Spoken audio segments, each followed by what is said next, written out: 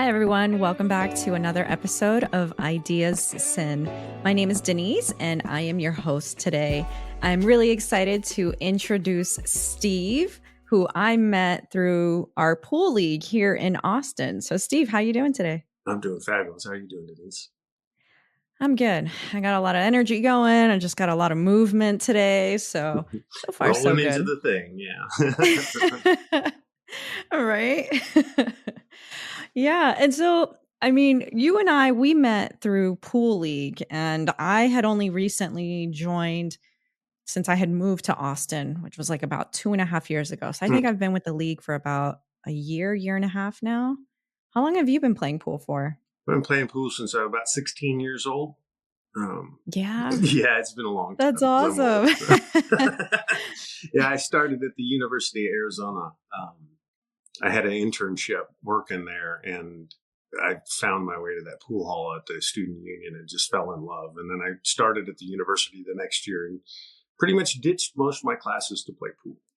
It became a thing for about 2 years. It was about all I did. So Yeah. And what were you going to school for? I was taking engineering, computer science, and didn't really care for it. They weren't teaching you anything. I could teach most of the classes I was taking, so I didn't bother to attend them. I just ditched and went to the pool hall and learned how to do real things in life. So Yeah. pool's been my greatest teacher. It's a university for me in itself, though. It keeps me alive. You know, this first couple of years were really fun because everything's new and you don't really know what you're doing. It's just kind of for fun. And then you look back later and you realize that it was a really good investment in yourself and time in yourself. It's a good social skill. It's a great challenge yourself and find peace in yourself kind of skill. And yeah, you can always play pool, it seems like to me. And it's one of my greatest teachers for sure. So. Yeah. No, and that's really true. I feel like I've gone through the same avenue as What well. brought It's you to just pool? I always think about that. I'm like, when's the first time I actually played pool? And I just remember just going in high school and playing a few times, but I didn't know what I was doing. I was Right. just like shooting the shit, hitting the ball as hard as possible because I thought that's what you were That's supposed to what you do, do. right? Yeah. And you hope for the best, hope it goes in the pocket. And I don't know. Yeah. I That's just funny.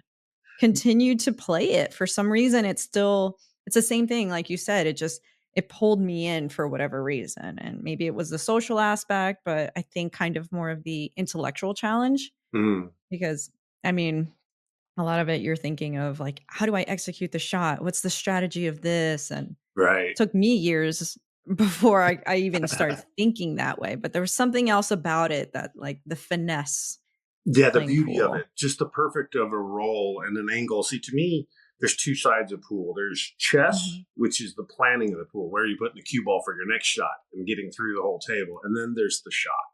And I'm all about the shot. I'm a shooter. When I started at the university, I played with this kid, Vince, who's a beast. In 3 months, he was running tables, breaking and running tables. And he was so Nice. good. And so I would just rack for him, sit back and watch him play. And then I realized I was leaning against a snooker table.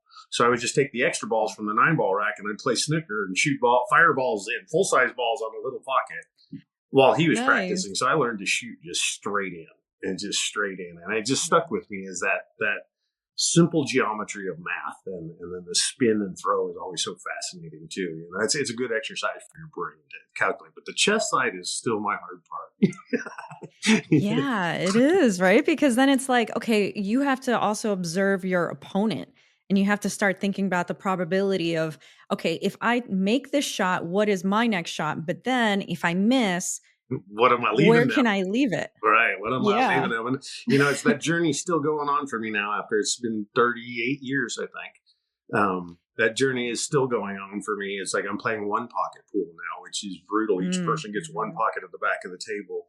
And you're doing everything you can to not leave the opponent a shot. You making a shot is almost irrelevant. You just don't want to leave them a shot. It's pretty funny. So it's a whole backwards thing, and it teaches you this whole different patience to just wait and play your game. And you know, I'm always looking for things in life that teach me patience because I'm real hyper ADD and my brain moves super quick. So I just like to jump. and jump and jump. So the more I can stay with something and just think about it, and not even think about it, just be with it. It's a different thing. If I think, I get in my head and I become a little child again and I don't know what to do. And then you just don't, right? But if you don't Yep. think and you just kind of trust yourself that I've shot 1 million pool balls at this point in my life. I'm sure of it. And, I shoot about 1,000 a week almost. And it's kind of crazy, but I know them, but I don't. I can still make the most fragile, simple mistake without any warning, just because your brain gets involved and thinks, oh, well, what if this? Or and then you go and a crash, come on down. Yeah. My pool experience first started, like you were saying, your first game in high school. Mine was on my grandfather's, which he built a pool table in his basement in Wisconsin. And it was beautiful. He was an ornate craftsman, and he was a master carpenter. And so he took me down there to play one time. He basically handed me a cue. He made most of his balls. He goes, oh, your turn. Didn't tell me what to do. Didn't do anything. Figure it out. I swung at it. He goes, you don't know what you're doing. Get out of here. That was it.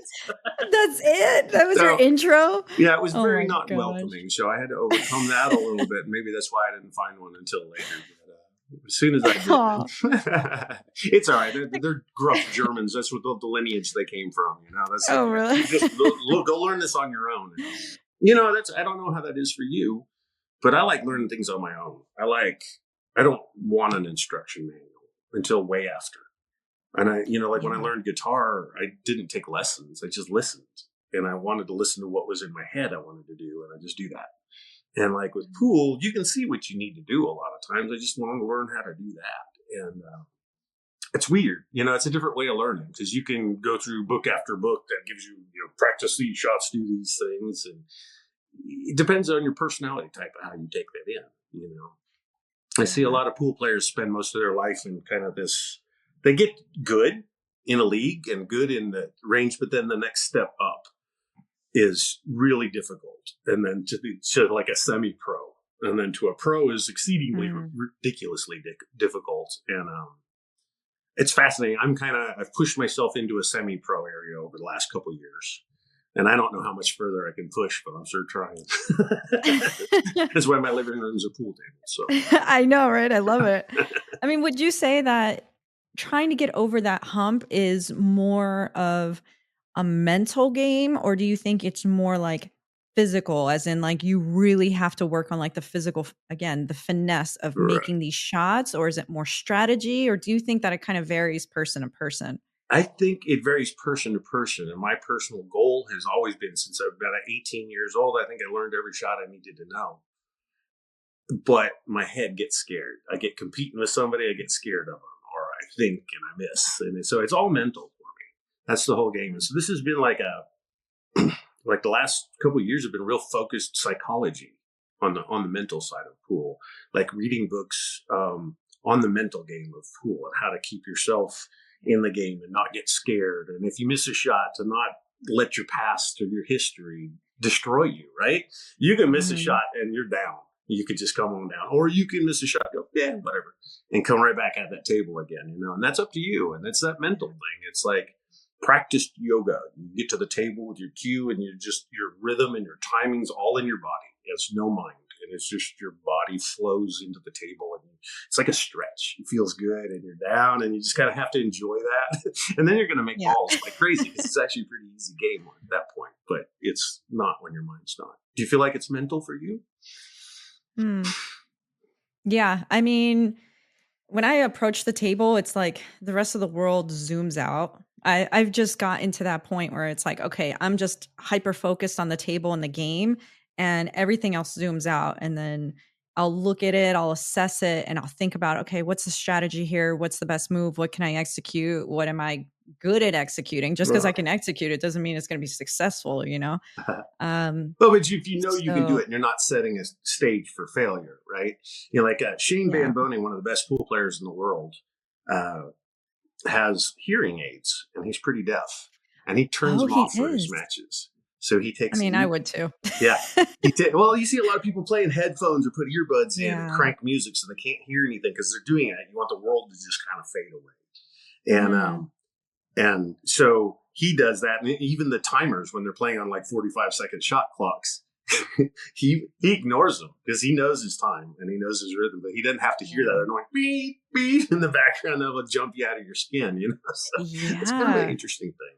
But in tournaments, a lot of times they don't allow headphones anymore. Mm, And so you can't really okay. block out the world. And so one of the challenges for a lot of people, myself included, is to not be distracted.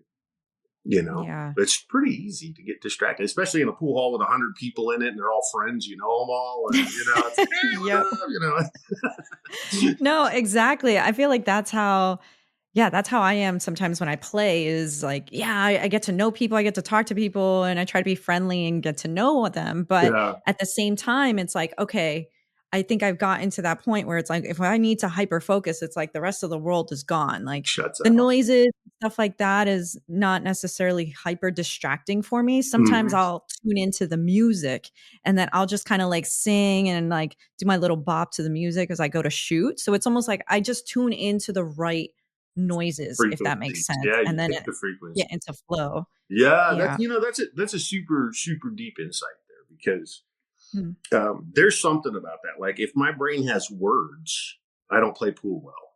But if I listen to lyrics of a song I know and I sing along with the song, I'll play great pool because Yeah. it takes that part, that frontal guy that's the worry wart, the maker, the socializer, the Facebook, the it takes The him and shuts Facebook. him up. It gives him something to do. It's like, here, kid, have a Yeah. candy cane, and then you go do the thing you want, and it's really important. It's easy to forget that though. I've watched you play, and you do focus down and you kind of disappear and you kind of get into your rhythm with it, which is great. And like I played last night too, and broke and ran out of table, and on a friend of mine, I always say like, Nice. point at the table, you're like, if this is friends, outside the table and on the table, it's kind of like no. Yeah. So she's like, "Were you mad?" I'm like, "No, I just went and did exactly what I needed to Yeah. do. I'm just here to do my job." It's like shut the world out and then just play pool. It's weird, I've always wrestled with that because I'm very emotional and I love fun and just being playful and fun, and so I don't really want to chill out and be all somber and serious, right? Yeah. But you watch almost all of the pros, and they always are. They're just like reptiles. They just Mm. sit with chiseled jaws and just shoot. No emotion ever cracks through. Yeah, And I wonder if there's mechanical. something to that. Is that necessary, do you think? I don't know. No. Yeah, and I was just wondering, I was like, is that primarily true for all professionals, or would you say it's more of like the males that end up doing that? Like, have you seen females also get very Oh, the stoic and females are robotic? downright serious. Yeah, very much Yeah. so. Very much so. You rarely Okay. see social. I mean, like I used to watch soccer players. I hung out with a soccer team, and they were all pretty semi-pro, really good guys. But they're sitting on the sideline drinking beer and joking off. And they're like, "Oh, I'm in," and then they I go in and know. they're dead serious, right? But it's like Yeah. they have that moment in between. But like, fool, a lot of times when they get that serious, they just sit on the side and it's just sit, look. I'm like, if that's what it is, I don't really want that. Because I like people, man. I Yeah. like people, and I like the social aspect of the sport too. So, yeah, it's an interesting game. Huh. Yeah, it is. It's really nice too. I mean, one of the points that we had just talked about, well, what you had just noted, your friends outside of the table, but as soon as you're on the table, it's like, all right, you type of thing. Like Yeah, I'm right. playing, right? I know I finally got to use the button. Yes. Um, yes. But I think that that's just in so many different sports is everybody gets so competitive that they target their anger and like this I don't know. Yeah, it's like their anger towards this person. And I know that when I used to play and when I was initially starting to play, it's like I would play, but if I mess up or the other person wins, like I would get pissed off at them. And I'm like, "Ugh, I don't want to fucking talk to you anymore." But then over time, it's like I talked to other people and I opened up to, say like, hey, I'm obviously not a pro. I'm not going to be performing at a pro level because I'm not putting in the time. And so they told me that mindset of it's not you when you're playing pool, it's not you and your competitor. It's like you and the table.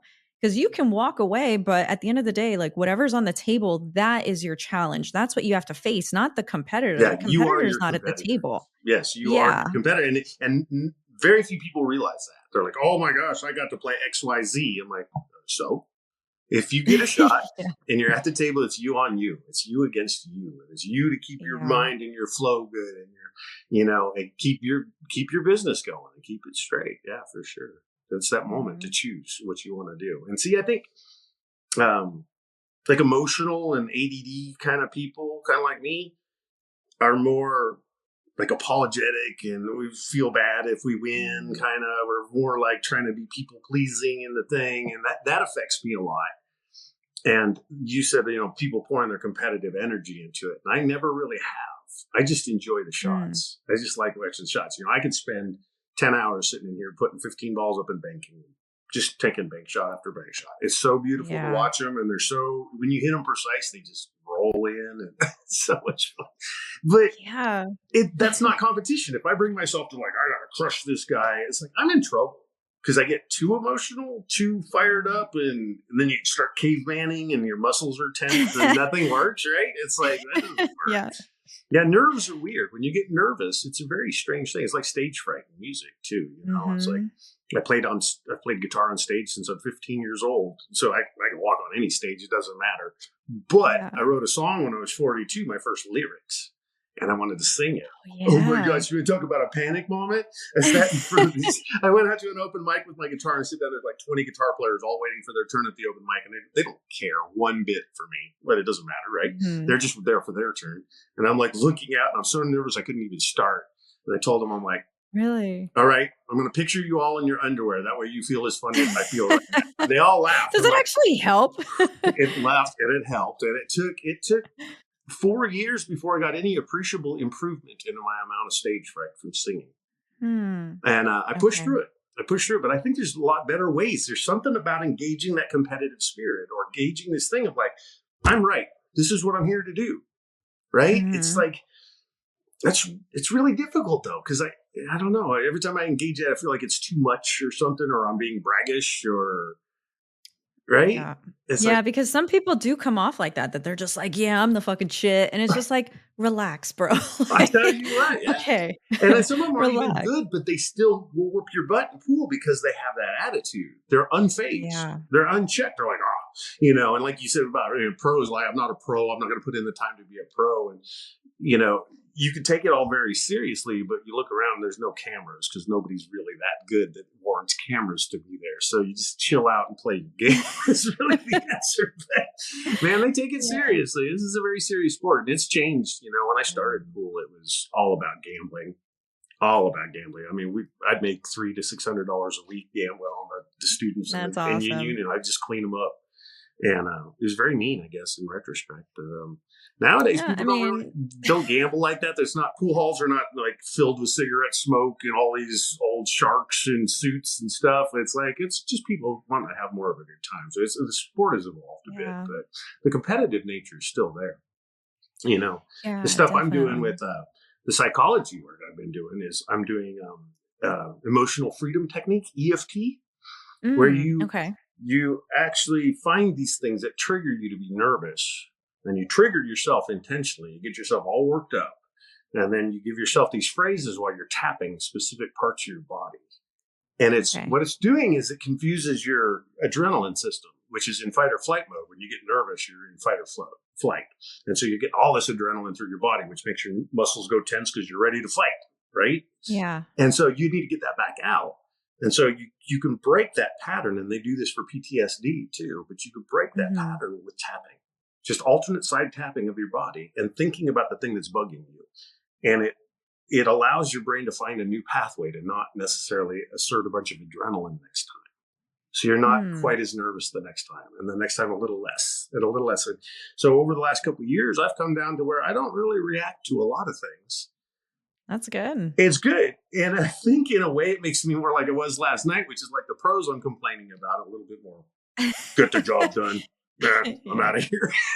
And I want to be goofy and have fun, but I don't want Yeah. to get nervous. So So wait, have you done that prior to playing pool? I mean, like right before a No. match, are you just like, okay, I'm feeling nervous, and then you just a certain spot to start tapping, and then you maybe just tap while you're Oh playing yeah, pool and or I right just sit there before? and breathe. I just focus my breath. It's like a meditation. I breathe and I walk. Mm. So you're alternating your feet and you're tapping. I just go walk down the block and back. If I get nervous, just take a second, go wash your face, touch your hands, just put yourself back in reel.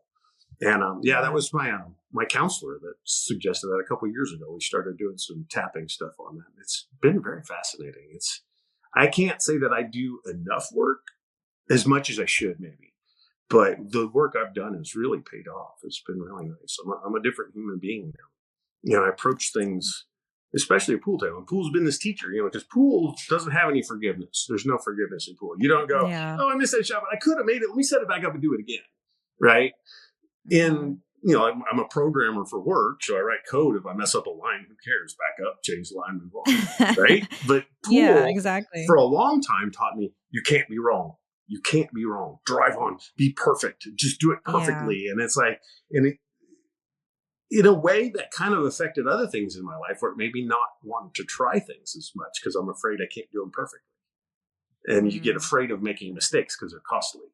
And so now I'm trying to undo that and not really care about it. Yeah, I don't know. releasing that expectation. Yeah. It helps a lot. I Yeah. feel like I got into that point with pool as well where I'm just like, okay, this is just like another person that I'm playing. Like I don't really bother to ask. Well, when I was playing, I didn't really bother to ask like what's the score every time that I would have league night, It's just like I would just show up and be like, "Okay, yeah, I'm playing this guy and blah blah blah." And Yeah, every just once in point a me while to a I tune table and I'll in and play. yeah, exactly. It's just like, okay, I'm just releasing expectations. This is for me, I got into that mindset of this is just another game and I'm going to play this game and then there's going to be another game in the future and then another one and another one. And if not, it's like it's just one moment in time in my life and I don't have anything really intense riding on this game. So I'm just here to have fun and shoot the shit with people and maybe learn something new is okay, how is it that they shoot? Okay, that's interesting. Or, monitoring their techniques, what are their strengths, their weaknesses, Yeah. and just kind of let go of the previous shots and the moments. Yeah. No One piece history. of No history. A blank slate exactly. is super important. Yeah. Yeah, and a friend of mine, also named Steve, actually, a few years ago had said to me after I missed a very difficult shot, he came up to me and was like, I don't know why you're upset. You're not good enough to make that shot. And I got so pissed off. Right? Okay, yes. That I you take hear that, issue with right? that, but okay, go ahead. I got so pissed off at him and I was just like, whatever, I'm not talking to you. Like, get out of my face type of thing. And then afterwards, I had calmed down and he's just like, look, what I meant by that is an extremely difficult shot. And you don't sit down, like, you don't go and practice that shot every day. So the likelihood of you actually making that shot is proportionately low, in comparison to if you were sitting there setting up that shot every single day and practicing it, then I'd be like, dude, you should have made that shot. Like you're practicing that all the time, then it's like that. But Right. the fact that such a rare shot came up and then you got so upset for missing it, it's like you can't get upset by something like that. It's like you're setting yourself up for failure in a sense. Um, Yeah, so getting after he upset had about said that, it's like, yeah. yeah, one of the best pieces of advice I ever heard about something when you do something wrong that you think you could have done right, just say, "Wow, I wonder how I could have done that differently." Instead of getting upset and shutting a door, you open a door with wonder, and you open yourself to the possibility that you could have done it. You just might need to learn a little thing. And I'll counter Steve's argument back to Yeah. Steve on Steve here, Steve SOS. on Steve. So in pool, you have a cue ball hitting another ball, and there's only so many angles you can hit a ball. So we just take one side of a ball. So I can hit this cue ball from here, here, here, here, here, right? Halfway through, and I can bisect it in any of these angles. And it doesn't matter if it's a bank shot, a straight shot, any shot, right? You're going to cut a ball. You're applying one ball, one angle, and speed. So you really only have speed to worry about and the angle. And we all know those angles.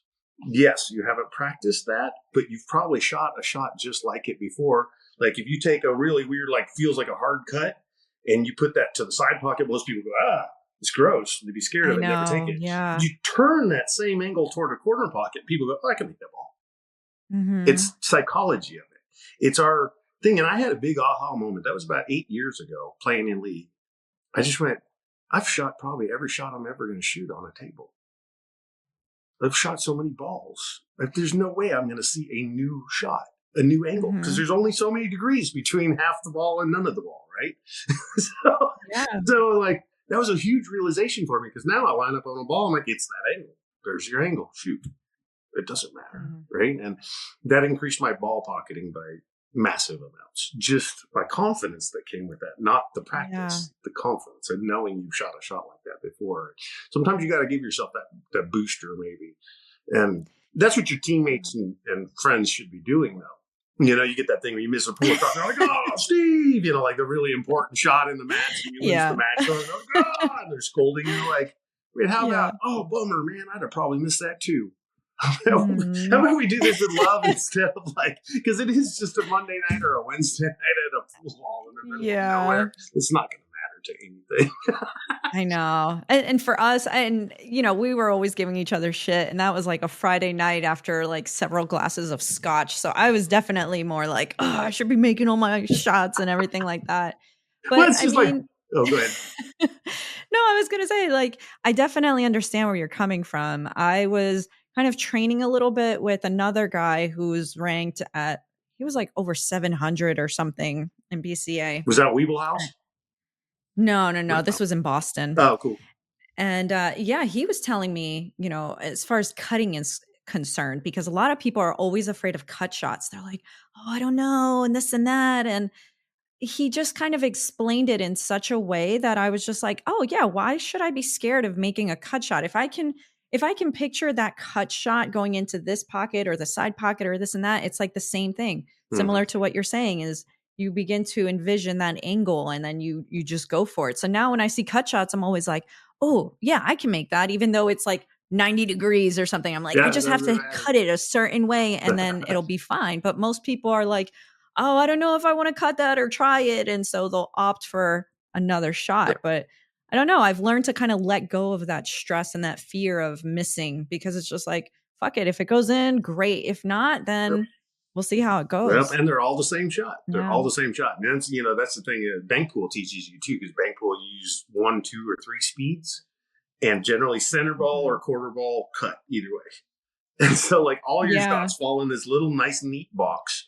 And you watch this. There's this guy, one of the masters of the game. He's passed away, but his name was Eddie Taylor, and he was one of the best bank pool players ever. And there's a video of him. He's 90 something, and he's had a stroke, and his eyes, one eye's going this way, and the other eye's looking forward. And he's sitting there in his suit. His belly's huge. You can't even bend over the table. He's talking about bank, and he grabs a cue, just walks up to the table, half bends over, goes plunk, plunk, plunk, banks 4 balls in effortlessly. Yeah. And just goes, oh, that's enough. And stops. And this guy can't even see. And he's like, it's because it's all one speed and one shot. I just do it the same way every time. I'm like, oh, yes. Once you learn that, it's like, it's not hard. Pool is not a hard game. It's the mental part. Again, that's your brain and who you're playing and who you think you should be versus who you are. No, it's true. Yeah. Yeah. I see like a lot of people, especially, well, I say newbies now, but back in the day, I was also a newbie. But you know, I would see people coming in and they get on the table and they get pissed off about playing, and I'm like, "When's the last time you played pool?" And they're like, "Oh no, like a year or two ago." And I'm like, "Exactly." So you can't get upset for not playing well and performing well because you don't practice often, and that's okay. So just like learn to let that anger and frustration go when you're not performing well. And I think that goes for a lot of beginners. Yeah, it doesn't help in anything, not a single thing. But it is kind of like your friends. You know, you have a friend that you go drinking with and you get rowdy, you do all kinds of crazy shit. And then you have a friend that you read books and do intellectual stuff with. And you have pool companions like that too that'll rib you. They're just like, what the hell were you thinking? Why'd you just say, come on, set that up again. Just do this thing again. And then you got other ones that are like always just going to battle you. And they get mad at you if you win all the time. And I have to balance that with my friends a lot. A lot of people won't play pool with me anymore. Oh, really? So I switch and play right-handed with my awkward hand, or I only bank balls. And that's kind of really fun because it's super. I'm going to lose most of my games, but you play a game of 8 ball where I have to Yeah, but bank it's every still ball, fun. and they shoot normal, and it's like I'll get one in a while, and this is pretty awesome. Yeah. But yeah, you got to have the right chemistry of friends to encourage you and also Mhm. discourage you away from superhero stuff. Like my buddy Mike, Yeah. he's always like he's my captain on 2 of my teams, and he's always like, "Let's just slow down, be cool and smooth." He's like, "You have this if you have it," and he doesn't ever tell me the score. He knows I don't want to hear the score. I don't want to know. I just know Yeah. if I'm playing, I need to win. That's all there is to it. But he's always like that. And he's always just this real fatherly kind of soft advice. And then, Dale's like, "Man, you fired that shot and that was really cool." It's like, it's just Yeah. different, but you need all of it. You need that feedback. Yeah. And you need the loop of like, "That was a really dumb shot, bro." I need that. I know. I usually get people that are like, that's like a really difficult shot. Why don't you just try this one that's simple?" And I'm like, "Oh, yeah." But then I'm also like, "Yeah, but I like the challenge. I love trying difficult shots. Even if it's just out there, I'm like, I want to see if I can do it, like this, Oh, for like sure. different combos and stuff like that." I'm always like, "No, but I want to see if I can do it and make it." That's what I gravitated towards when I first got to the table and looked at the line Yeah, of you were in. shots available, and it's like, I just wanna do it because it's a Mhm. challenge for me, but I also find it fun. It's like the Right. challenging shots. Right. Yeah, that's why I call Yeah. that Calvin ball, and I like it. It's just shooting whatever looks Calvin fun. ball. Yeah, that's why I play Yeah. banks like that. And and playing all these things, doing anything that's uncomfortable, looks tough, makes you better at the easy things. Doing the Mhm. easy things repeatedly makes you worse at the easy things. It's like if I play a Mm. guitar, if I play a C chord, that's all I play, and just C, G, D, C, G, D, within about a week, that's all I'm going to think. My mind Yeah. closes down to this little box, and I'll even start missing those C chords because you're just not pushing your boundaries out. You have to try all the things you don't know. And as you do, then everything you do becomes easier. The stuff you do know becomes easier. Like I learned a bunch of Hindi and I thought it was going to mess with the Spanish that I speak. And instead, it actually gave my Spanish a nice boost because now I could Oh, think in a really? triangle. I had 3 reference points. And Hmm. things like that help. I always say you can't blow up one side of a balloon. You push air into a balloon, it's good everything. So you learn something about physics, it's going to teach you something about gardening. It all And comes no, it like that. does. You can't not learn as long as you're trying something that you don't know. Yeah. And it's fun and it should be practiced like that. I don't do drills 1,000 times in a ball. It's like I've tried to do that and I get significantly worse. It's the same thing as playing the C chord over and over. Like I set up dots on my table, put the balls back in the same exact position. And I'm like, okay, ready? Run them out that same exact order, same way. And it's like, Yeah. and you're an inch off or 2 inches off, and all of a sudden it's a whole different game. And so Yep. you can't really do that. You have to be in that flow of the moment of, I wanted to see that shot. This shot looks good. This is the one I want. And trust yourself and go with it. And that takes that comfort of being uncomfortable, right? It's just going, Mhm. yeah, this is tough, but I think I can do it. I'll take my time to stay with it. Yeah, exactly. Yeah. And I actually really love that you brought that point up of, you can learn one thing and then it can complement something else. And that's in relation to the title of this podcast, which is Ideas Sin. And part of that, it comes from like three different types of concepts, but one of them is idea synthesis. So the fact that multiple ideas can synthesize together and complement one another in ways that you don't always think about. At Right. least that's the inspiration that I got because I do so many different things and I meet so many different people that, you know, everybody is very different. Everything is different. The activities are different. And yet the primary factor that connects all of you is me, and it's like I've been able to synthesize my experiences with one person to another, share different concepts, educate one person on something else. And then what I love to do typically is like host parties and just bring all my friends together from all these different activities. And I'm like, talk to each other, like you guys would really like this and you're into this and you would love to learn more about that. Like connect, you're not necessarily in the same circle per se, but you have the opportunity to create that circle and to create those relationships when you're put in those situations. It's just being open to listening and talking to other people who aren't in your circle. Just ask a question. Like that's usually how I get to connect with people is just start asking questions. Yeah, that's a beautiful deep statement. That's a real good formula for life. Just ask questions instead of discard things or judge things or not talk to them or not want to understand them. Just strive to understand a little bit of something else's world, and it Yeah. lights up, and all of a sudden you understand things you didn't think you could and you didn't know. And I like people mixing people that don't really have any business together too. It's kind of fun to see what happens. Yeah, it's People are really fun. civil when they're together. When they get hidden Yeah. online and hidden behind the facade of their car, they're really kind of more like an asshole. But in Yeah. general, people are like very, it's like you can sit down with somebody that's like a totally opposite political or religious view than you. And if you're open minded, you Mhm. can have a really good conversation to learn some things. And it can't ever hurt. It can't ever hurt to Yeah. just try that little uncomfort for a minute and see if what you're judging or what you're worried about is real, because it probably is not. Well, with me, Yeah. that's what I feel like. I feel like, I don't like to try things sometimes because I'm like, I'd never be good at it. And that's just a really weird phrase because it's like, what does it matter? Like, does it Mhm. matter if I'm good at pool or not? And at this point, the answer is absolutely not.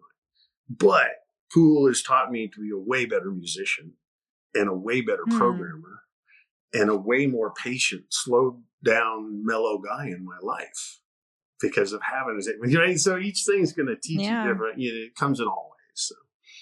Yeah, and so for pool, and I love all of that. Obviously, like again, that complement of different activities that you involve in your life and that you expand into.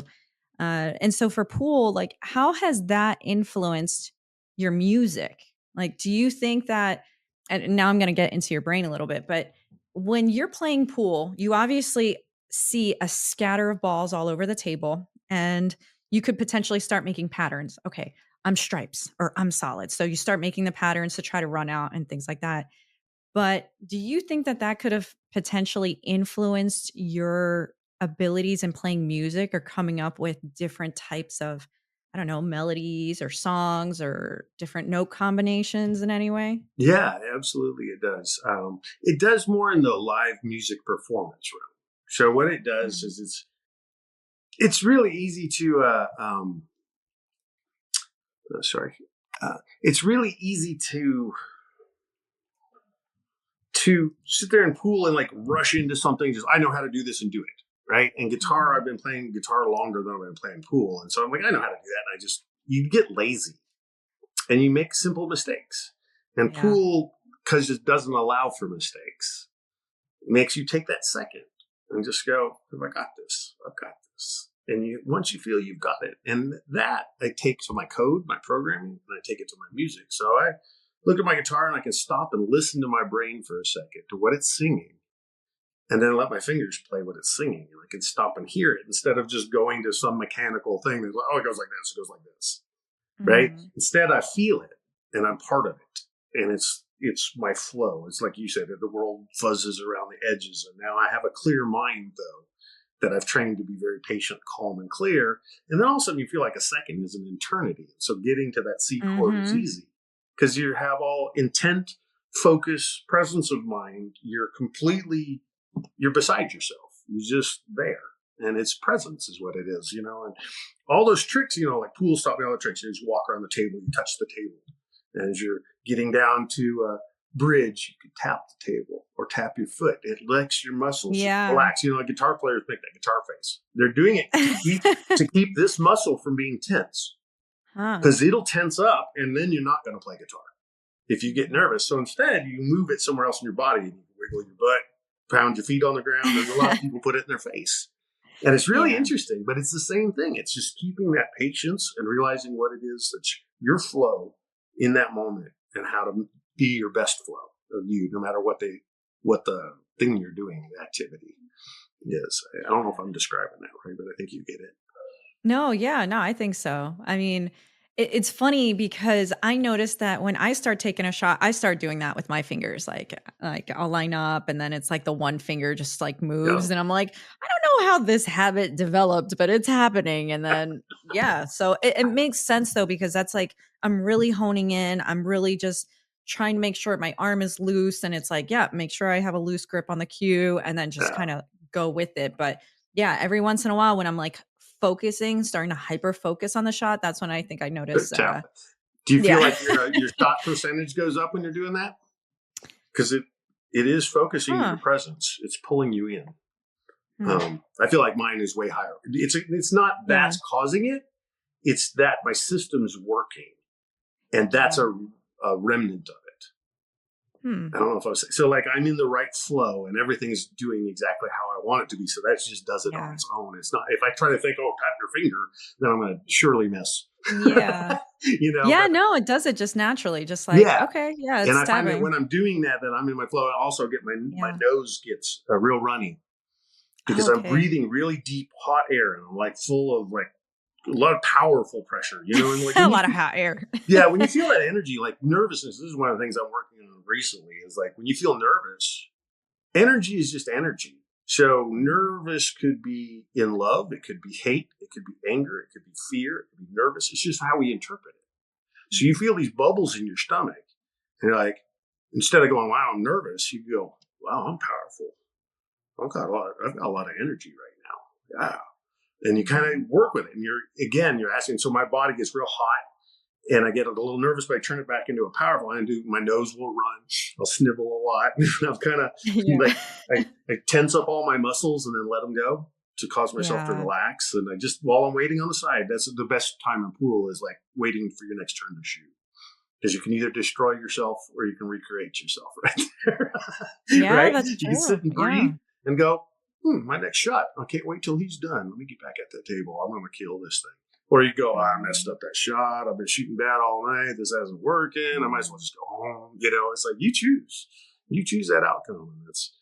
And your body will manifest it, though, in quite a bit of ways, is what I find. I might be just learning this now that I should have learned when I was 10, because I am kind of weird at when I learn things. but I but think it's profound everybody to in me, at least society is. now. I'm sorry, what was that? Oh, no, I was gonna say, it feels like everybody in society is still learning these things, like, Mm. I was just kind of explaining this concept I've explained it to some people, but it's almost like humans, we keep track of the physical development a lot of the times, but we don't keep track of like the emotional, mental, and spiritual development as well. And I Mm. feel like a lot of humans have just, yeah, you physically grow, but emotionally, mentally, or spiritually, like we're still in that childlike level or young adult Yeah. mentality. Like it's like Yeah. we're not taught how to continuously evolve to keep track with our physical bodies. Yeah, there's And not good so manuals for that, right? There's no good no, manuals for not at all. yeah, and So because I've yeah. always worked intellectually, and so my brain has always been the one. That's my payday. It's my brain. I can think something, Mhm. I can do it. So I never have any worries about that. But being emotional and being an adult in situations and trying to, it's like I still find myself probably way back in more like 10 years old. Like when I get nervous playing pool or playing guitar, it's like you regress. I think we all have this safe place that we were at one point, and then we demark from it. And so we're normal a day up here, but then we get nervous. I just go right back to that safe place. And for me, it's like Mm, this 12-year-old kid that doesn't do things very well. Because yeah. right? It's like, because it's all just nervous, not real thought out energy. And that's the choice of that, though. That's the same thing. That's just not emotionally managing yourself and even understanding that your emotions control you. I think for the first time this year, I realized I'm more emotional than I am intellectual. And I would Hmm. have never told you Oh, that. really? Never said that. I've always thought I like to think about things. I think I'm very emotionally driven. And that's fascinating. That means I get a lot of Huh. development to do there because it's an unused Well, muscle. well, that's an interesting one. So would you say that throughout your life you've been, I guess, less tapped into your emotions? Like you were very like less emotional. You were like, yeah, I don't really process emotions or I don't feel emotions. They were there Would and you say? I just didn't acknowledge them. I Hmm. didn't acknowledge my actions as being emotional. I was doing irrational and rational things based on my emotions, but I thought they were intellectual choices, but I was being guided by emotions and I was just naming it as intellect. And so, Yeah. yeah, now I'm realizing it's like, oh, this is an emotional thing. This has nothing to do with my brain. That's Yeah. good. Well, I Yeah. think Who knows where it goes? We'll see. Maybe I'll be a normal human again someday. I think you're fine. Thanks. I don't think there is such a thing as normal, Yeah, if you met him, you wouldn't honestly. recognize him. No.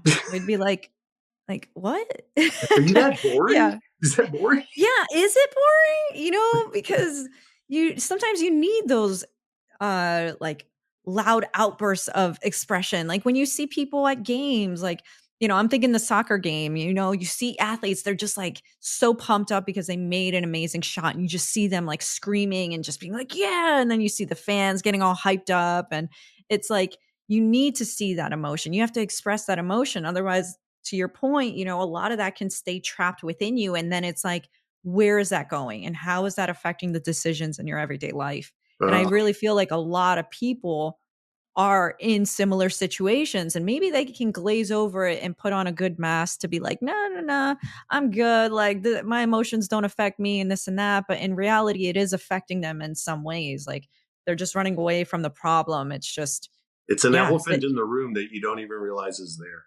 Yeah, that's yeah. kind of how I'm getting it now, because I'm kind of having that understanding a lot that all this emotional, irrational based decision making on the cuff and on the fly, real passionate like, and is Mhm. not intellect, and it's really my childish body coming at me because it's not trained well to be that, and it's fascinating. That's maybe that's a difference. You look at there's those guys that are in the pool hall, when I use the term guys, whatever, but Yeah. they're like, you're not even sure they can read. They're just Oh, kind of like thugs, or like, it's like, and they're mhm. just basic human beings, and they're really good at what they do, and they're beasts at pool players because they have no conscience, none whatsoever, and they don't care, and they just come at you, and it's not emotional at all. It's just flat. This is what I do to live, and it's really weird. And then you see the other kind that are emotional, and if you're not checking it, it gets you into trouble. It can come at you, and that makes you nervous, or make you wonder about what other people are thinking, and am I enough? What am I missing in my life that I can't do this silly thing? And you can just generate Yeah. all this weird energy, and then like in pool was interesting too, because you have like your average player on a Mhm. day, if you watch their score over time, they may do this. They may be like stupendously good and then pretty bad. And the range is pretty wide swept. And Yeah. then as you get more to a pro, they're more up toward the top, and their range is not much at all. Right. And they compress that down into just staying that smoothness. And so I Mhm. guess, yeah, that is a good question. Is there emotions in them then? Is there a part of an emotion in a pro? Like, I got a lot of questions to ask people. I'll start with asking you: is there a Yeah. lot of emotion in those flat faced pros? I mean, I would think so. This is the thing when I feel like a lot of people, they don't realize that anger and aggression is an emotion. And so, Mm, with men a lot, it's like that's kind of the thing, to be tough and masculine, like you kind of have to have a little more aggression, and it's okay for them to display anger, hmm. and they're like, "Oh no, it's fine. They're just a guy." But they're not emotional or anything. And it's like, "No, that is an emotion right there. If they're angry and they're expressing that, that is them emoting. They are expressing some type of emotion." That's And so fascinating. I think a lot of people have disconnected emotion and like anger or certain types of, again, like masculine dominated like forms of Yeah, expression. It's they don't it's think just of that as an weird. emotion, right? They don't. It's Yeah. a way of being. Well, it's like, yeah, it's true. I mean, even guys in the pool hall do that. They hug you. They give you the extra slap on the hug. I mean, Mhm. it's like it's an alpha thing almost in a way, and it's like this. Yeah. But it is emotional too. At the same, they're trying to show emotion, but they still got to be tough with it, and they still got to be, it's like Yeah, can't exactly. lose It's like face. you want a hug. Yeah, Yeah, you can't lose face. Yeah. yeah. I've dealt with. I've done a lot of traveling in Asia, and I learned very quickly about losing face. That's a very, very tough subject there. And it's like America, I don't know Oh. that affects us as much, but I guess this is a good example of it, right?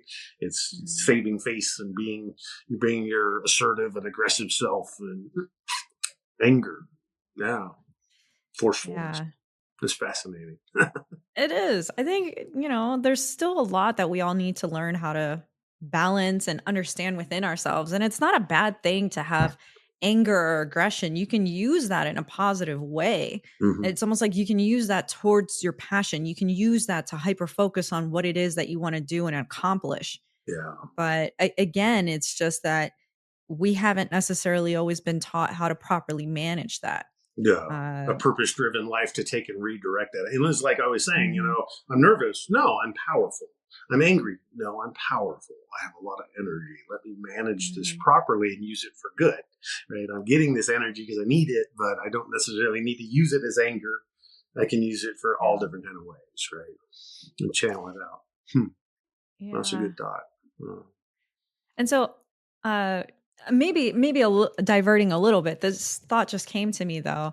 Have you played with your grandfather after that first initial time when he was like, "You don't know what you're doing," and then like kicked you off the table? Did you end up playing with him after you learned a little more? no, never again. I didn't see him much. He passed away when I was young, and Oh, he lived. We were in Arizona. He was in Wisconsin, so I really only saw him like 5 times in my life. But yeah, I don't know if I'd want to. really? I might want to beat him up for doing that. Nobody beats up a little kid like that, but maybe not. Maybe that's just anger. I'm just kidding. Well, that could be something. I mean, you never But know. That could have been that little frustration that you had as a kid to be like, "What do you mean get off the table? Like you didn't give me a chance." yep, Like, do and you think maybe that that that could actually have did great things for me and drove me to Yeah. use that energy to go learn. But it I feel like for me, at least, I do a lot of Mhm. interpretation in my body, as in that means I'm not enough, Mm, and that's a tough feeling. I just feel like, well, I can't do it. I didn't do good. I can't do good by them. And mhm. you should take that and redouble yourself and go, hell yeah, I can do that. I'll prove it to them. But then you're kind of marching to prove your point, and that's to me that's equally as bad, right? When you're trying to prove Yeah. yourself, it's like you just do what you are. And the times things work best in my life, and the time pool works and music works is when I'm just being me. I'm just like, wow, that's what, like you said, that's a shot I want to shoot. I want to shoot it. I want to trust that I can do it. And I feel good in my body right now. And I'm just going to do what I want to do. Yeah. Those are my few adult moments Well, then you're doing great. I have. No, I mean, I think a lot of people are like that, that you get stuck in your head and some people are like, I need to prove myself. So I'm going to be a CEO of a company. And then that's all they target. Or it's like, some individuals, if they didn't grow up with money and they struggled with that, it's like, well, I'm going to prove myself and I'm going to make as much money as possible. And I'm going to, or, other examples, it's like, I'm going to work out and like prove to others that I am like, desirable or Yeah. whatever. It feels like a lot of people have received some type of interaction with somebody else where it made them feel like they weren't worthy or they weren't good enough. And so they're striving to achieve that. Wow. And it's almost like, okay, yeah, you can do that to your point. You can do that to try to get that approval from them or to prove something. But at what point are you going to convert it to just do it for yourself and be like, you know Right. what? Yeah, that was something that really bothered me and made me feel insecure. But now it's just a part of who I am. Like maybe I will never be this type of person, or maybe I will never perform to this capability. But at the end of the day, I'm going to end up just doing it for me, not for anybody else. It's Right. like, how is it? How is it? And when is it that people can make that transformation, like Right. mentally, emotionally, and all of that to really Absolutely. Yeah, it's a align? beautiful transformation. And I still feel like I have to cross a lot of that myself because I do worry about what people think a lot and do that. I feel, some of that goes away. And then I think the next Mm, question that goes with that to me is like, okay, I'm getting pretty good at thing XYZ, whatever, like pool, whatever, guitar. Like, should I do more with it? Should I mhm, be better than I am? Should I try to push myself and go to higher level competitions? Or should I just be happy where I am and just mhm, enjoy that I have this cool lifestyle and play pool? And I wrestle with that a lot. I'll go through seasons where I'll play 5, 6 nights a week of pool at a hall. And then I mhm. go, like now I'm back to playing a lot of guitar. So I just do my 2 league nights and a tournament. But that's still 3 nights a week dedicated to pool, Yeah. plus all the time I spend on the table here. So it's a lot of investment. And I don't think I'm ever going to Yeah. be a pro player. And so the question is, why would you put that kind of energy into it? You Yeah. know, I don't know. It's always, I guess, the basic question is like, if you have a skill, should you keep pushing it? or should you just be content with what you have and let whatever naturally develop its path, right? Mm-hmm. I don't know. Yeah, Yeah, because I can see that going like two ways as well. Like some people will look at that and be like, well, until you master something, then you're just kind of giving up. You're not really pushing yourself to your ultimate potential and what you could be. right, And then others are like, no, that's fine. You go with what feels right and you just navigate towards anything else that may pop up. Yeah, you may just be satisfied with where you are, but maybe you want to divert your attention to some other things. Like I know I'm like that. I don't know that I'll ever be an expert or a master in anything, but it's because it's like, all right, I've put enough energy and focus into this thing to satisfy whatever it was that I needed within me, like intellectually or emotionally or physically, whatever it was. But now I want to go somewhere else. Now I want to learn something else. So it's like figuring out putting together a puzzle. Mhm. Like in my head, it's almost like when I go and I explore and I do all these different things, it's almost like I'm building a puzzle for my life. Yeah, one day I'm going to be really working on this corner, or I'm going to work on this pattern and these colors and try to put that stuff together. But then I walk away from the puzzle, come back, and I'm like, ooh, this corner, or oh, I want to build out this line, or I want to do this. It's all connected. It's just that it's different parts of the puzzle. And yeah, we don't know how it connects just yet. That's Right, why because we're we picking don't up know the what the big pieces. picture is either. That's a good Yeah. analogy. Yeah, it's an interesting thing between the thought of like I can or I could. You know, Mhm. I challenge myself that I probably could be a pro pool player, Mhm. but at the same time, I need to do more of get away from it because I'm doing the same thing, right? I'm digging on that trench, playing the C chord over and over and over.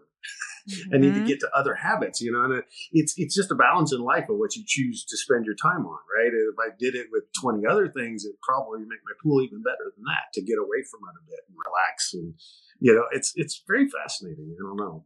I never know the answers to that. Yeah. If you're good at something, should you try to be the best at something, or should you never even look at that Yeah. aim and just let whatever happen? And, I don't know. How do you even know you're good at something? I know, right? There's just so many people out there that you're like, I don't know what their levels are until you go and actually, like, again, you play league and then it's like, yeah, you can get ranked and this and that, but everybody has off nights.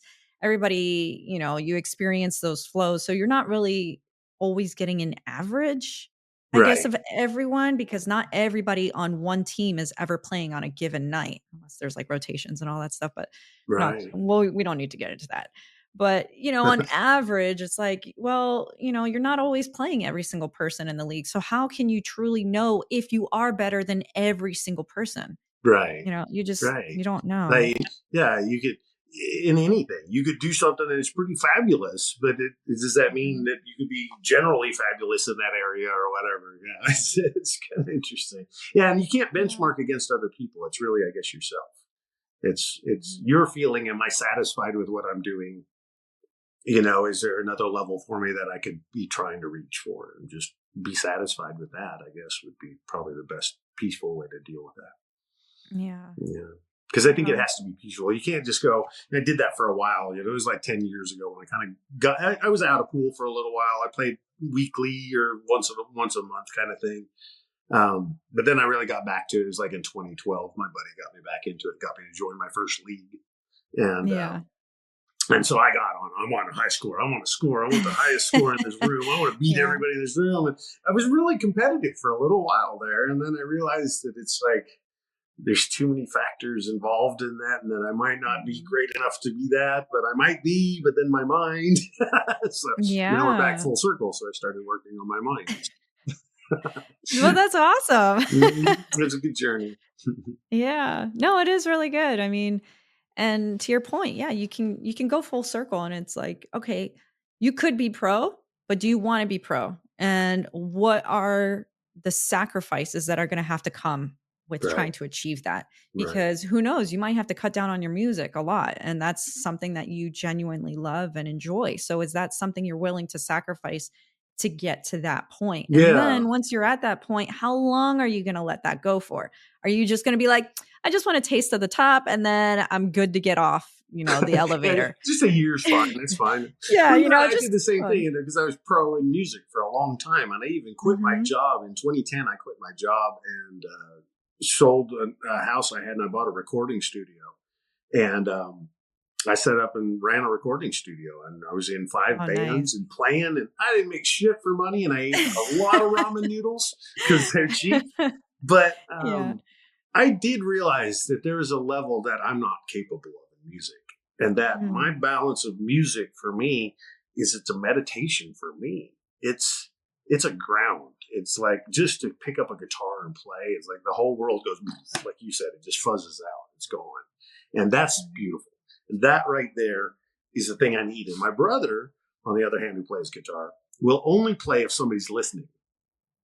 he's Really? he performs. He's a performer, Huh, and that's he wants interesting. that drama and adrenaline of the performance. I Mm. want the introspective thing of it. And see, pool's kind of becoming like that for me too. It's like I'm not really sure I care about these tournaments and keeping on point to win all these balls, but just sitting and shooting, Yeah. just enjoying the pastime of that. It's got a lot more allure lately, maybe that's me Yeah. relaxing my goals down in my head and my need to be perfect or whatever. No, yeah, that's great. I mean, Yeah. do you ever think you would teach or coach in pool? Maybe that's a good way to stay connected in it, but now it's challenging you in a different perspective because you're like, I have all this knowledge. I love to do this and love to connect uh, with people and play and have fun. So, you can always branch out and challenge yourself now to teach and understand your student and develop different forms of, wow. yeah, educational techniques in a game that you love. But now it's like, you're passing on the knowledge. Maybe you're at that point where you get to do that. Yeah. Well, it's funny. I kind of do a little bit, but I don't do any formal teaching. And Mhm. teaching is always, as you well know, as soon as you teach something, you realize how much you don't know it. Yeah. It's like, I can't teach you how I shoot a lot of balls in because I just naturally, instinctively, from 38 years of pounding them in the pockets, I just do it. So I don't really know exactly what I do. But I will say that my 2 pool teams, um, all of the players on those teams that I play with regularly, they all bank about 1,000% more balls now because I bank all the time. Mm. And they've all just become unafraid of banks. And they've all gone like this. They're all just taking on shots and not being Nice. afraid of shots. And so I'm kind of manifesting a bit of that and seeing if I can do that softly, because it's fun. It just Yeah. challenges them because I don't want them to come up, like I had a guy on one of my teams. He's like, I don't want to practice with you. You'll just win. I'm like, Oh, see, ah, and that's what you gotta get rid of too, is that, like, anytime you're doing an activity or sport or whatever, it's not always about winning or losing, it's just about right. learning. Right, learning and enjoying it. I mean, it's such a beautiful Yeah. thing and it's so satisfying to do it. But see, that's when I put myself in tournaments, then I have to win. Right. And so I'm putting on this different Yeah. edge, and that's where I'm not as good because I'm like, gotta win instead of just playing what's fun, and doing that. So sticking with Calvin ball is a really Yeah, I know, right? good way. But yeah, I've No. noticed I have been teaching people a little bit here and there, and it does show up though. It does show up. I've had people. I'm always meeting people at Betsy's when they come in. Yeah, because I like knowing everybody that's there. I don't like being in a place all the time with people I don't know. I And know. there's very Yeah. few people I just really don't like at Betsy's, which is a really good thing. It Yeah. speaks well to the business and Oh, all that's of us good. together that we're keeping a good spirit in the place.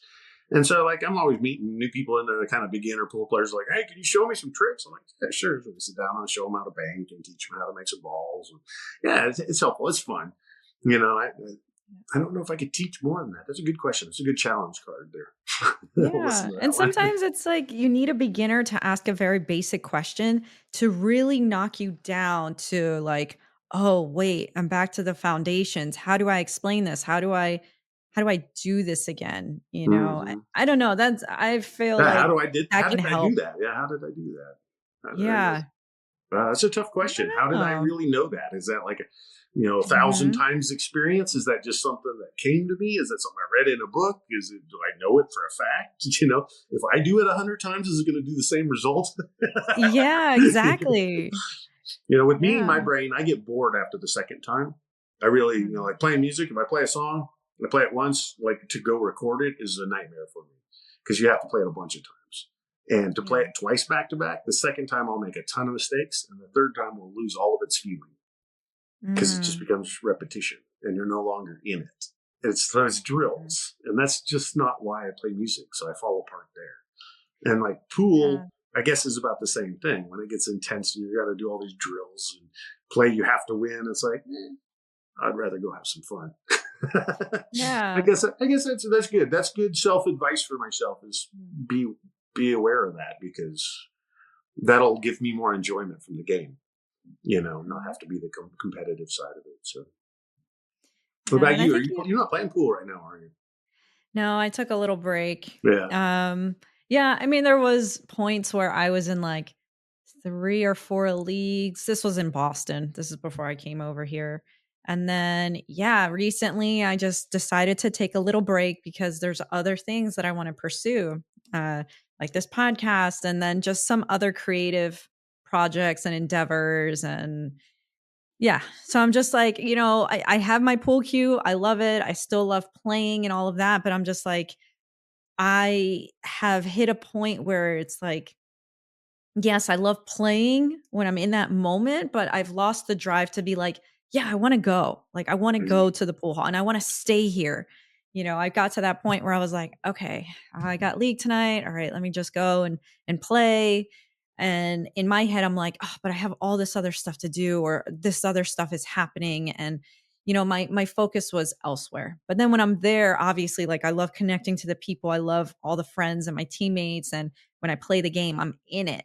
But then after that, I'm just like, okay, I get to go back now and I get to do these other things that are kind of exciting me a little more. And Yeah. so I've been trying to listen to that as well, to just be like, hey, it's okay for me to pick something up and put it down and then just go do something else and Yeah. see how that kind of teaches Yeah. me or inspires me in some way. And then maybe when I go back to pool, I'm like, I'm really fucking excited to play again because it's been so long and like, all right, let me get back into the swing of things. So, Right.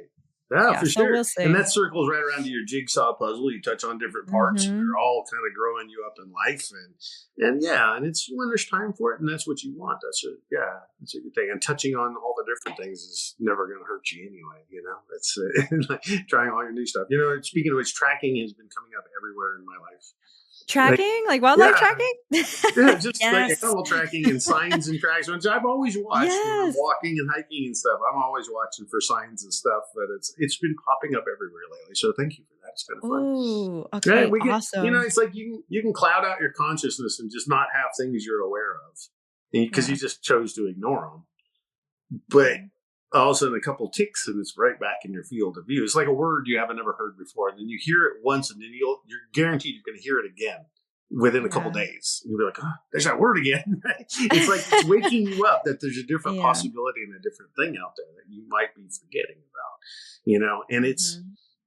And I think it is for most people. It's really easy to learn like the first 80% of something, like just to Mhm. dive into a subject like underwater basket weaving. Okay, cool. Let's figure it out. Underwater. You have to do it That would be underwater. cool to see, It I'd keeps love it to see that. pliable that way. It is. Yeah. No, But it's true, yes, depending when you're bending, yeah. you need to beep that thing out, whatever that was. But no, No. seriously. So you can learn an awful lot about things, and this is like what I do for work too. You can learn like and music. Like somebody will go, oh, you're gonna sit in a gig with me, and we're gonna do these songs, and so I'll just listen to the songs. I never really go practice them or learn them. I just kind of hear them in my head, and that gives Mhm. me at least 80% of the song, and so off I go because I know I can handle it. And find some whole new subject of some new thing that you've never seen before. You just dive in with a willingness to learn, and all of a sudden, like, oh, okay, I get a bit of that. Now to get that 100%. That's that thing. Like to play pool to the 100%, to play guitar to the 100%. It's like that's some mastery and dedication and pushing. That's what I make up, right? Mhm. But you never know. You never know. Yeah.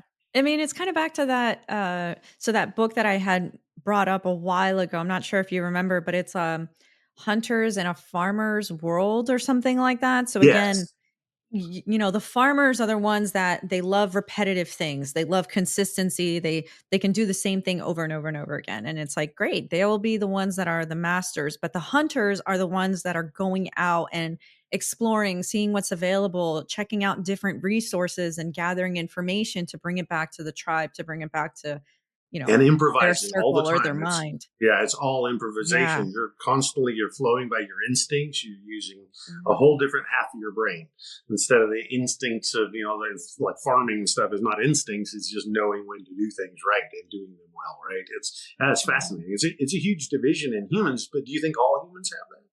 They just choose one Hmm. side or the other, or use one more than the other? Oh, so as far as choosing, I don't know that some people choose to be that way. I think that they're forced Okay, they're into a certain reared to spot. be that way, maybe. Yeah. I mean, I think so.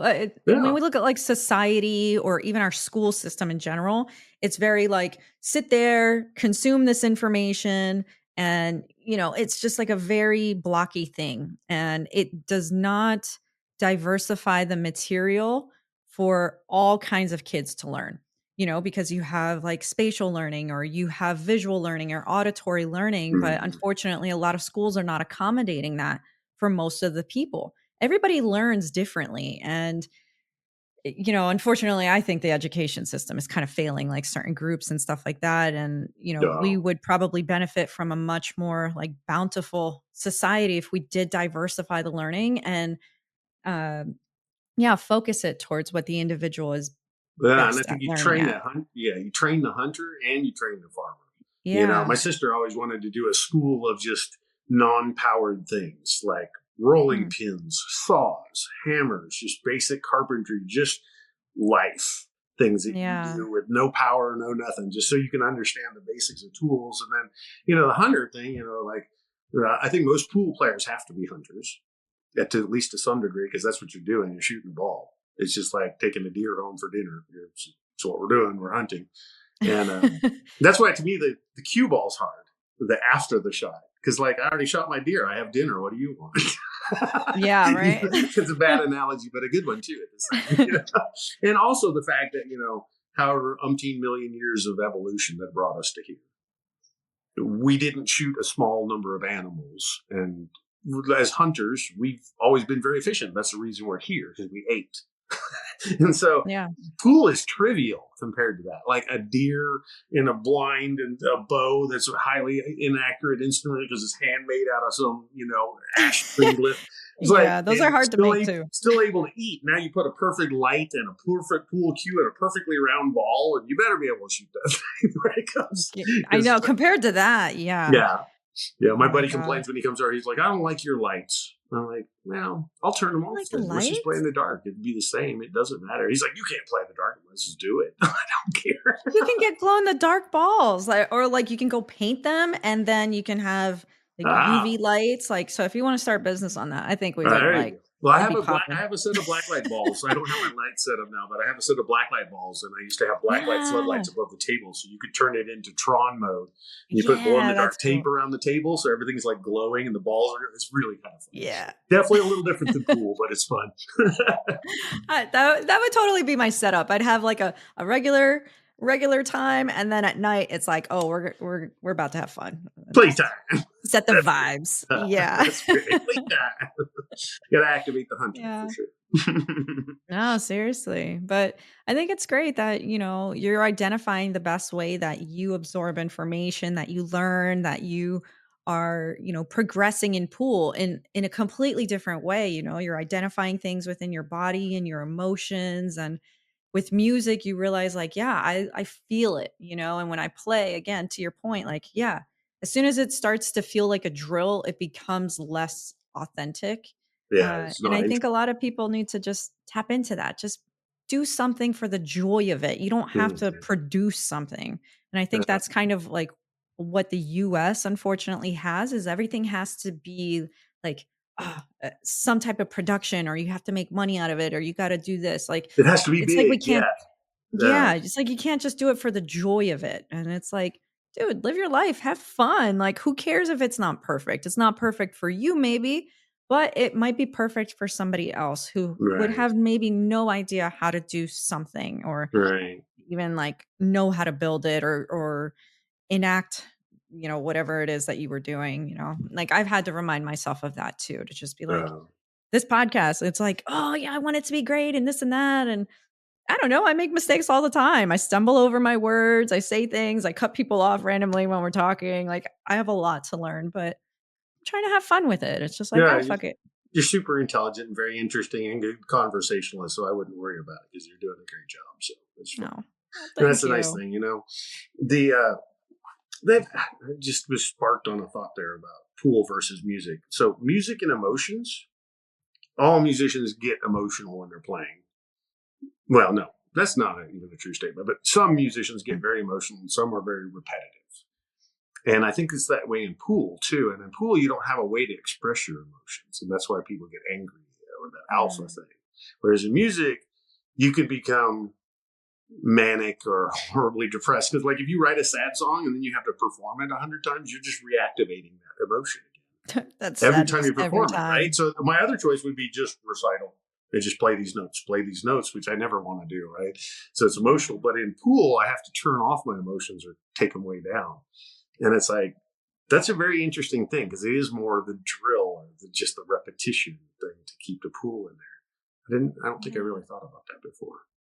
Hmm. It was weird. Yeah. I mean, yeah, it's great. It's like now you're thinking new things. New That's what thing. we want, you know? That's right. That's all we all want. Right? And so, Steve, I mean, if anybody is ever looking to get into pool or to try a new thing, like, do you have any last words or tips or recommendations to give to any of the listeners? Yeah. One of the best things that I've found are, silly enough, it's mantras. Just before you start something, giving yourself a positive affirmation or something to help ground you will pay off in droves all over in pool and your life. So, like in pool, like, okay, I'm just going to stay down and follow through. That's what you're thinking in your head. I'm just going to stay down and follow through. Like this is a book of mantras. It's Phil Capelle. Oh, 6 words to pool Phil, greatness. yeah, I don't know if you can read it, Oh, but wow, yeah. it, 1,145 pearls of pool they're wisdom. all 6-word wisdoms. Here, I'll just randomly pick one. Yeah. They're all 6 words. Planning is an art and a process. Hmm. It's just all fine pool requires a visionary approach. And so they're mantras. They're just little things that if you think that, like, that's what I typically do, like on the way to the pool hall when I'm getting ready for a tournament or whatever. I'm thinking just through these nice little affirmations. And I'm just putting myself in that mode where I've been before so many times to just kind of be calm, cool, and powerful. And I think you could do that in all things in your life. You sit down at work, like, all right, I think you said that. It was like 15-minute sprints or something like Mm. that. We were talking at lunch or something about sprints or time you keep it a focus on something. Oh, yeah. Like, you can hyper focus on something, and then you're like, "Alright, I gotta take a break and do something Yeah, but you else." got to bounce too. Mhm. But just knowing 15-minute sprint is a really good mantra. So I go Mhm. into something and it's like something I'm not really interested in doing at work. I'm like, I got a good 15 minutes. Let's go. Mhm. Right. And that kind of thing, it's just the mantra, 15 minutes, 15-minute sprint, or Yeah. stay down, follow through. Let's watch a pretty shot. Like all these little mantras. I kind of want to come up with an app that'll do it. Just randomly read you mantras that you've read into it. And it'll put them back in your ear. So you can just hear yourself all the time, giving yourself nice positive affirmation. Yeah. But that would be my advice is just don't take it so serious and give yourself some love. That's the right Yeah. way. Yeah. No, and I hope a lot of people, like, take that in, especially when they're trying something new. Again, it's just like, yeah, I love a pretty shot, or let's see a pretty shot, what you Mm-hmm. just said, and it's just like, yeah, just try something. Yep. Make that your pretty shot. Like, I went and I did it, and this is what I learned out of it, or this is what I experienced. It's just like, just put Yeah. yourself out there, And just after, try even it. if you messed it up, just saying, "Wow, that was pretty cool. I wonder if I could do that better. I wonder how I would do that next time." Right? Yeah. Allowing it open for a continuous evolution because you close doors and doors stay closed. You're like, "Oh, I suck at bank shots." That's one of the things I do teach people all the time. You always hear I hate combos. I hate cut shots. I hate bank shots. Whatever. You're like, Yeah. whatever you like. I'm like, you can't say I hate them. You just have to say I love them. I don't know how to do them yet. Mhm. Right? There's a whole different context. It allows your brain to open up and do it and to learn Yeah. something because you have to be wrong to learn. You can't be right and learn. If you're right all the time, you'll never learn a thing. You have to be uncomfortable and wrong, right? And that's kind of the whole basis of your entire podcast here, right? You have to explore. You have to be outside your box. Yeah. There's synchronicity and symbiosis between all of these things, but you have to push yourself into them and be uncomfortable with it, and then you'll Yeah. grow by leaps and bounds. So Yeah. I love that. And it's really true. And, I've experienced that plenty of times in my life where, again, just even the words that you use can shape the outcome of whatever it is that you're trying to do, whether you're performing something or doing something. So saying, I yeah. hate this, it's like, I don't prefer it, but I know that I can get better at it. Or let me see, like, why do I hate it? And Right, question ask that that. question. Right, right. Why? Why do I hate it? Well, it's hard. Well, why is it hard? Oh, because I don't understand this or I can't do this. And it's like, break it down, Break break them it down. down until you get to that root cause of Yeah, why get to it where you can sucks. ask a question and learn something, and then move forward. Yeah, for sure. Yeah. What they call those in psychology, they call them automatic negative thoughts, ants. Like, oh, Mm. I should be able to do this. I never can do this thing. Anytime you're doing all these generalizations, you're totally boxing yourself and keeping yourself Yeah. just grounded in a bad way. And it's they're thoughts defined. Should and can't are just horrible words. Oh Just my should be gosh. And stricken from always our too. dictionaries. What would be right? Yeah. No, I think more people need to realize that. Like your words have power and that affects Yeah, your mind. uh, Yeah. Oh, well, words Steve, have thank you power. so much for Yeah, joining me on the podcast. This was so great to talk to you and catch up and talk pool and get in your brain. Love all that. fabulous, fabulous. Hope it didn't hurt you in the brain there, but I appreciate you doing this. Thanks for Oh, having me on. yeah, of course. And for everybody listening, thank you so much again. And just check out the bio as well because Steve recommended, I believe you recommended some books, right? Yeah, I got it. On Yeah. pool. Yep. Yeah, so if any of you are interested in diving in and learning a little more about pool, feel free to check it out. And then, yeah, just go to your local pool house, pool hall, whatever. It's the same thing. If you Yep. get into pool, it literally becomes your house. You're there all the time, all day. So in my head, it's like a pool house. That's a good analogy. It's a pool house. Yeah, That's right. yep. Head out to the pool hall, play some pool with your friends. It's a great game, man, for sure. Yeah, For it sure. is. All right. Well, thanks everybody. Have a good one.